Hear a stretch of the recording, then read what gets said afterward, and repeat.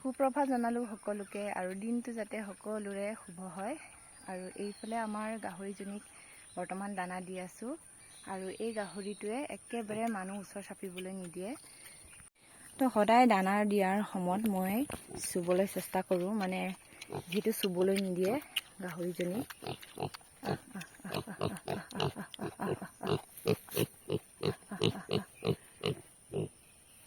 দেখিছে নহয়, একদম মানুহ ধৰিবলৈ নিদিয়ে। আৰু কিন্তু এইজনী এতিয়া বৰ্তমান সি মানুহ ওচৰ চাপ। আজি ঘৰৰ কাম বন সকলো শেষ কৰি আহিলোঁ আজি মাহীহঁতৰ তাত চাউল জাৰিবলৈ। যিহেতু মায়ো মাতি আছিলে, অকলে চাউল জাৰিবলৈ নোৱাৰাৰ বাবে ময়ো অলপমান মায়ক জাৰি দিবলৈ আহিলোঁ চাউলখিনি।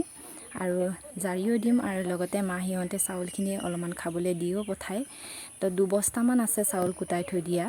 মায়ের অসুবিধা হয় অকলে অকলে জাৰিবলৈ।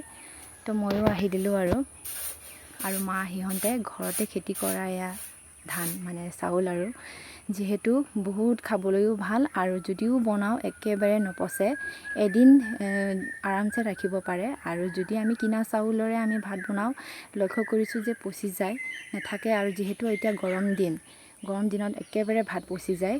চাউল জাৰি কৰি শেষ কৰি আহিলোঁ এতিয়া আকৌ খৰি বুটলিবলৈ ঘৰৰ ওচৰৰ বাৰীখনতে আহিছোঁ। আৰু এইখন বাৰী আমাৰ গাঁৱৰ নহয়, এইখন বাৰী মানে আনৰ গাঁৱৰ হয়। যিহেতু আমাৰ গাঁৱত মানে মাটি আছে তেখেতলোকৰ, দেখুৱাইছোঁ। সেই গাঁৱটো আপোনালোকে দেখিছে নহয়, সেই গাঁৱৰ মানুহৰ বাৰী হয় এইখন। তো বাৰীখন বহুত ডাঙৰ আৰু বহুত খৰি থাকে গছৰ দানিবোৰ।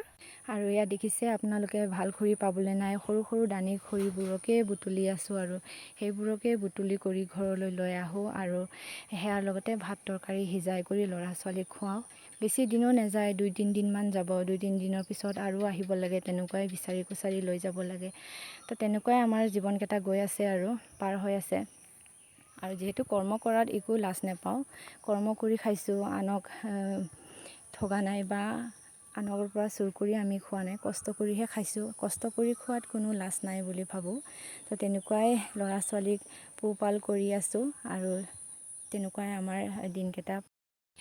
আম গছজোপাত দেখা পালোঁ যে আম লাগি থকা, তাৰে 5-6টামান মই পাৰি ঘৰলৈ লৈ যাওঁ বুলি ভাবিছিলোঁ, কিন্তু নোৱাৰিলোঁ। যিহেতু বহুত চেষ্টা কৰিছোঁ মই আম পাৰিবলৈ, তাতে আকৌ ইমান গৰম মাৰিছে।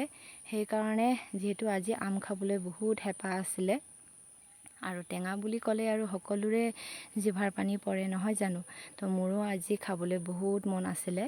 আৰু এইখন বাৰীত বহুতখিনি আম গছ আছে, এজোপা নহয়, 2জোপা নহয়, হিচাপ কৰিব নোৱাৰাকৈ আছে। বহুতখিনি আম গছজোপা সৰুৰ পৰা ডাঙৰলৈকে আছে আম গছ।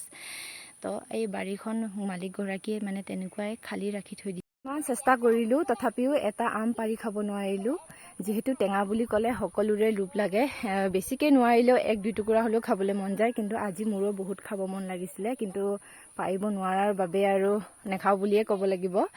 বেলেগ দিনাখন যদি আকৌ খৰি বুটলিবলৈ আহোঁ, তেনেকুৱা দীঘল ডাং এটা লৈ মানে পাৰি খাবলৈ লাগিব। আৰু যিহেতু আজি আশা থাকি গ'ল আৰু খাবলৈ। তো বৰ্তমান মোৰ খৰি বুটলি হৈ গ'ল আৰু ধুনীয়াকৈ এনেকুৱা বান্ধি থৈ দিছোঁ। এতিয়া ঘৰলৈ যাবলৈ ওলালোঁ আৰু অলপ সময়ৰ বাবে জিৰণি লৈ লৈছোঁ, ভাগৰো লাগিলে।